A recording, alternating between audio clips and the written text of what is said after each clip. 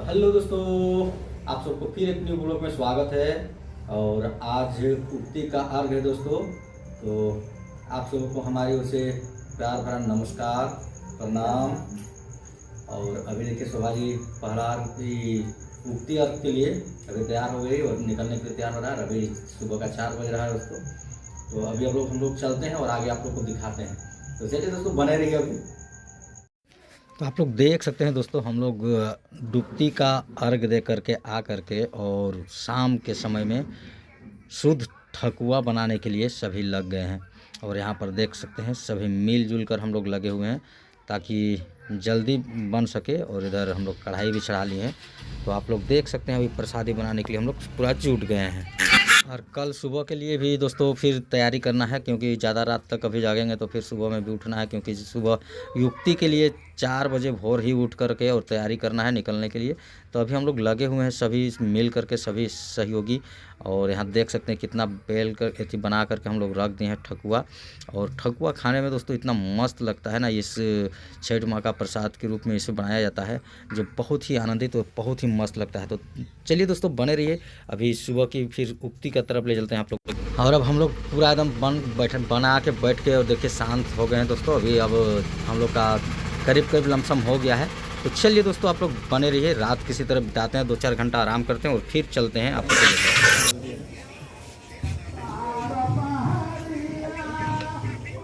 और फाइनली दोस्तों अब सुबह हो चुका है और सुबह का देखिए हम लोग घाट पहुंच चुके हैं। सभी छठ व्रती सब घाट पहुंच चुकी है और घाट का नज़ारा आप लोग को दिखा रहे हैं। यहाँ का व्यू मस्त लग रहा है।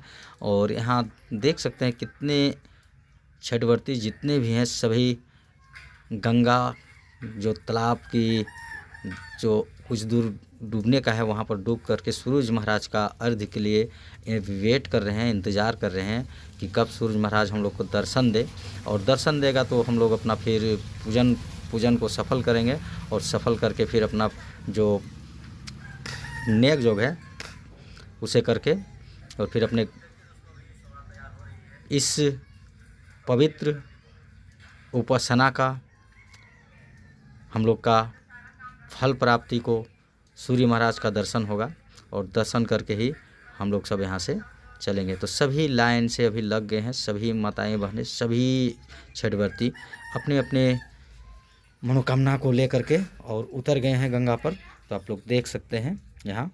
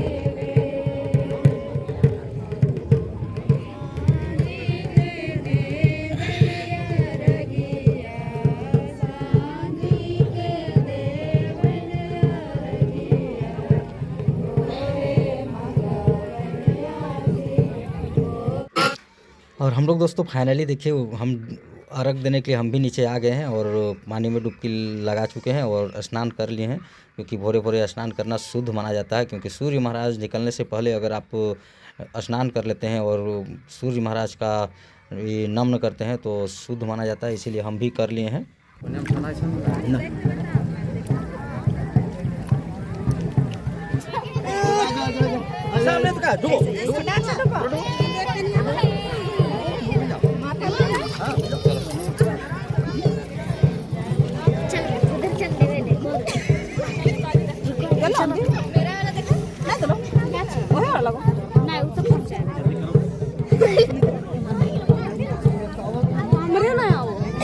आपको मोबाइल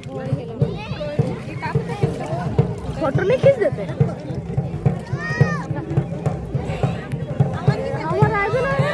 आएगा अच्छा से ऊपर उठा खींचेगा तब ये ऐसे। हाँ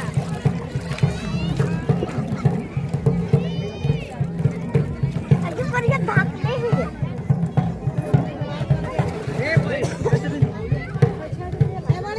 ये हाथ तो अब डूब गया था।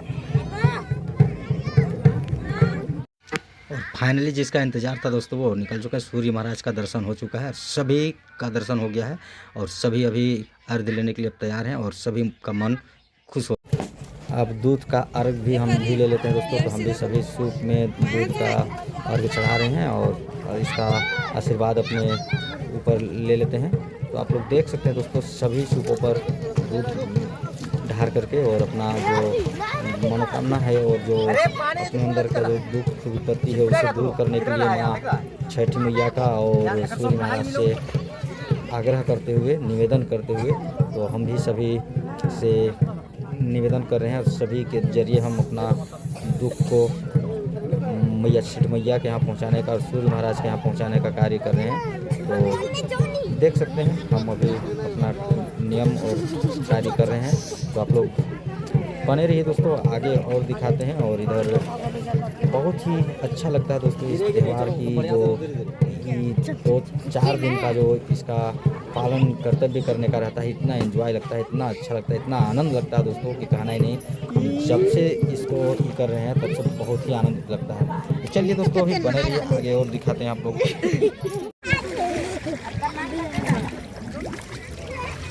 हाँ वह में कर रहे नहीं कर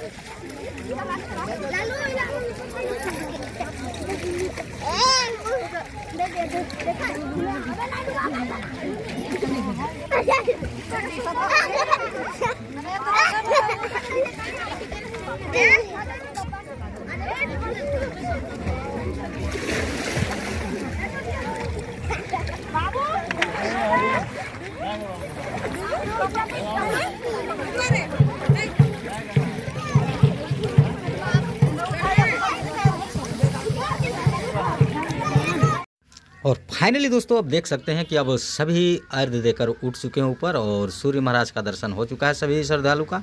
और सूर्य महाराज का दर्शन करने के बाद अब अपना जो नियम धर्म है यहाँ ऊपर उठ करके, पानी से ऊपर उठ करके उसको करने के लिए सभी अब साजबाज कर रहे हैं।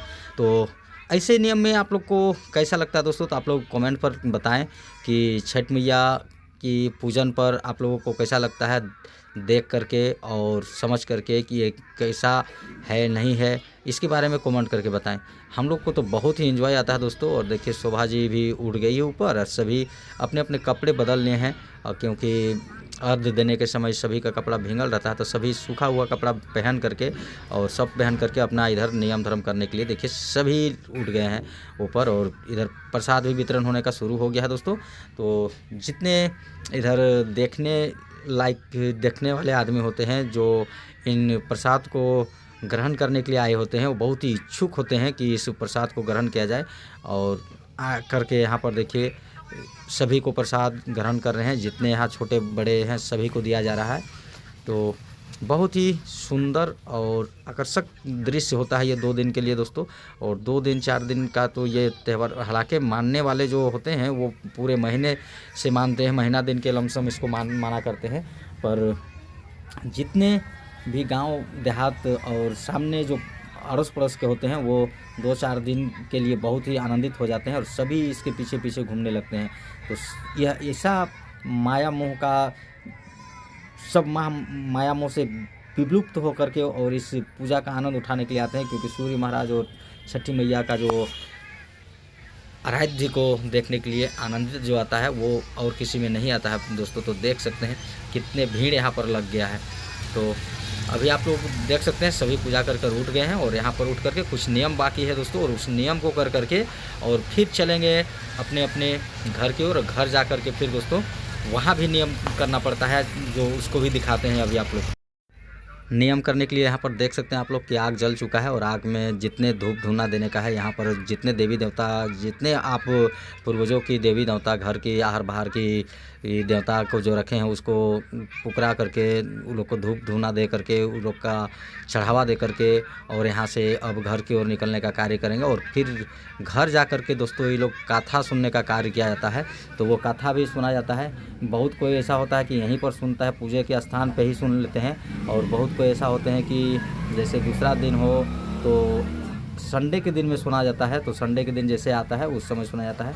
तो अभी देख रहे हैं सभी यहाँ पर अपने अपने नियम धर्म को कर रहे हैं, और आग का धुआं भी आप लोग को दिखाई पड़ता होगा। तो यहाँ पर आग होने के बाद, आग सुलगने के बाद सभी अपने घर के आहर बाहर के देवी देवताओं को पूजेंगे, और सभी बैठ करके पूज करके और फिर घर की ओर चलेंगे दोस्तों। तो बहुत ही आनंदित और सुखमय का समय होता है यह, और सभी के लिए। और सभी इतना देख सकते हैं दोस्तों, 2-3 दिन से ये लोग उपवास करता है। और उपवास इसलिए करता है कि किसी प्रकार का हमारे शरीर में दुख का असर ना हो, दुख ना पड़े। इसीलिए माँ से सभी मनोकामना करते हैं कि हे माते, हमारे शरीर में, हमारे घर पर बड़ी समस्या है, बड़ी दुख होता है। उस समस्या को निदान के लिए ये लोग 4 दिन से उपवास रहते हैं। बिना जल पिए हुए भी, जल भी इसमें नहीं पीना है, जल किसी तरह का सेवन नहीं करना है कोई चीज़। और भूखे प्यास से 4 दिन से एकदम पूरा रहते हैं लोग, और रह करके और अपने मनोकामना मांगते हैं। और फाइनली सभी नियम धर्म कर लिया है दोस्तों ये लोग, और कर करके देख रहे हैं सभी उठने लगा, और उठ करके और चल दिए हैं, और सभी घर की ओर डिहरने लगे हैं। तो देख सकते हैं सभी जिनका नहीं रहता है माथे पे फूल जो माँ के नाम से, तो ये लोग देख सकते हैं कैसा सजते हैं ये लोग। और सभी एक दूसरे पर देखिए केला कांधी भी उठने लगा। और जितने भी है दोस्तों सभी को देखिए, देख सकते हैं कि सभी उठा करके और अपना चलने का कार्य कर रहे हैं। आगे कुछ हो चुके हैं और ये लोग भी अब उठा लिए हैं, और सभी दोस्तों सभी मिल करके अब चलेंगे। और घर पर जो थोड़ा सा कथा सुनने का नियम रहता है उसको भी लोग सुनेंगे, और सुन करके फिर घर जा करके आराम से पहले देवी देवता सभी को प्रणाम करेंगे। सभी जो जितने भी यहाँ देवी देवता होते हैं अपने गांव ग्राम में, उसका शरण में जाएंगे, उसे नमन करेंगे। उसके बाद फिर अपना घर घुस करके और फिर मिल करके सभी को अपना कथा सुनने का कार्य करते हैं। तो चलिए दोस्तों, अभी आप लोग बने रहिए और आगे दिखाते हैं आप लोग को। इन लोग कथा उथा सुनते हैं, गाँव ग्राम पहुँचती है तो सभी दिखाएँगे आप लोग को। और सभी देखिए अब टाँड़ की ओर उठ गए हैं और सभी चल दिए हैं।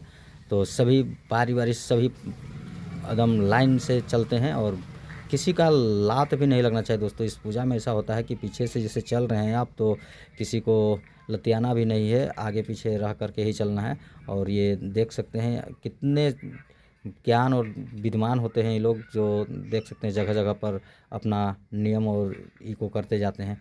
तो चलिए बने रहिए आप लोग, अभी आगे और दिखाते हैं, गांव की ओर ले जाते हैं। अब यहाँ से तो सभी चल दिए हैं, तो आप लोग बने रहिए अभी। और फाइनली दोस्तों देख सकते हैं सभी आ गए हैं गांव, और गांव में आकर के मंदिर में देखिए सभी अपना हर एक मंदिर में माथा टेकेंगे। अभी जितने यहाँ पर देवी देवता है, जैसे मड़ई है, ये आपका मंदिर हो, सभी जगहों पर सभी अपने अपने देवी देवता का माथा टेकेंगे, और उस सब से पहले प्रणाम करेंगे, और नियम के साथ सभी को मेल मिलाप करेंगे कि मैया किसी तरह गलती हुआ होगा तो माफ़ कीजिएगा, क्षमा कीजिएगा। हालांकि इसमें संभव ही नहीं है कि किसी तरह का गलती हो, क्योंकि इतना शुद्ध मन से और इतना शुद्ध होकर के इसको किया जाता है इस त्यौहार को। समय समय पर दोस्तों किसी भी चीज़ को छूने के लिए आपको नहाना है, नहा धो करके साफ़ होकर के इसको करना है। तो चलिए दोस्तों बने रहिए, अब आप लोग को ले चलते हैं। ये लोग फिर सुनती है कथा, तो कथा की ओर। वास्तव में एकमात्र प्रत्यक्ष देवता हन, एखिन के उदय से रोशनी से प्रकृति में नया जीवन चक्र चला।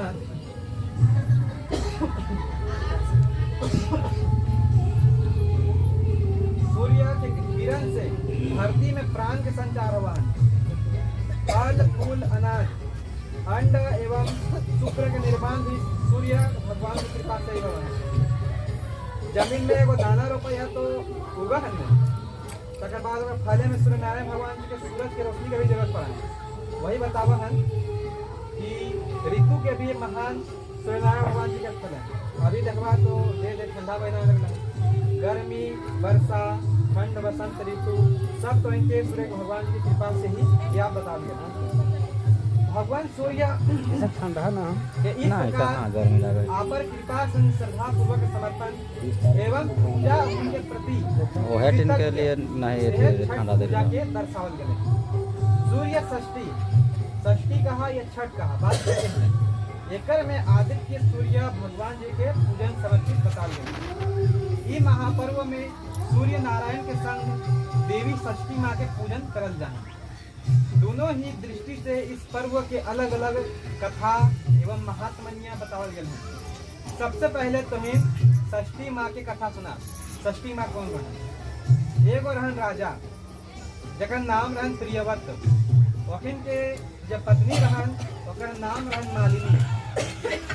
वो राजा के कोई संतान नहीं रहन, अर्थात क्यों निसंतान होने के कारण राजा एवं रानी बहुत दुखी रहे थे। वखिन गेलन एगो ऋषि के पास। ऋषि के नाम रहन महर्षि कश्यप। वखिन के जाके पूछलन राजा रानी की कोई के उपाय बतावा। तब कश्यप ऋषि बतावलन कि पुत्रेष्टि वखिन के यज्ञ करे। अपने यज्ञ के प्रभाव से मालिनी गर्भवती हलन, परंतु जब 9 महीना बीतलन वखिन के बालक जन्म हलन, लेकिन वहीं के पुत्र की प्राप्ति हेतन हमिन सभी प्रकार के मनोकामना पूर्ण करे हैं। और तोहिन भी हमिन के पूजा करा, तोहिन के पूजा करे से तोहिन के पुत्र रत्न की अवश्य प्राप्ति हेतन। राजा कहलन, राजा अपन देवी के आज्ञा मानकर जब कार्तिक मास के जब शुक्ल पक्ष षष्ठी तिथि उदया तिथि जब दिन पड़लन वह दिन उनके पूजा के प्रभाव से उनके पुत्र की प्राप्ति है। आज कहीं का एकदम कार्तिक शुक्ल षष्ठी, आज है कार्तिक एवं आएगा वहन चेती शुक्ल पक्ष षष्ठी, 2 छठ पूजा के बता गए। एकर में वह दिन से छठ व्रत के अनुष्ठान तब से चलते रहन।